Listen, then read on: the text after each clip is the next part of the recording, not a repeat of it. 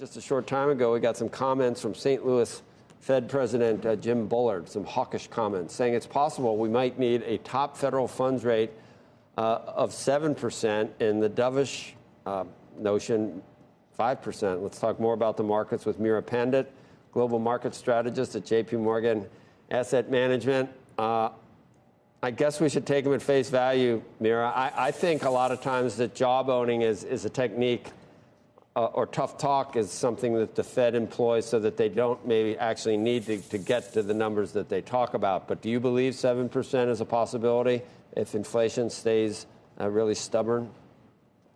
We don't want to rule anything out if inflation does stay persistently high, but we are seeing signs of improvement on inflation. I think the report that we got recently from CPI couldn't have really been better.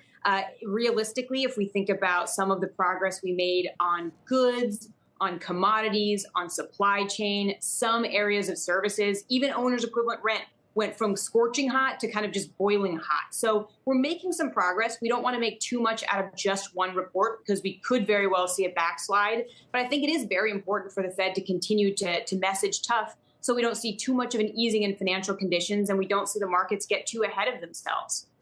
We spent a lot of time with some people before you, Meera. I have to apologize. But in 30 seconds, do you think the midpoint of 5 to 7 is what's in the cards?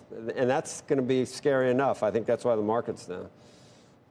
It could be that we don't even have to get quite to 5%. You know, we see market pricing move all around. We see Fed speakers talk tough, but we are seeing some progress on inflation. We continue to see growth resilient, which perhaps could push the Fed funds rate a little bit higher. But I think that the 5% range is still a reasonable estimate for where we need to go to get inflation under control.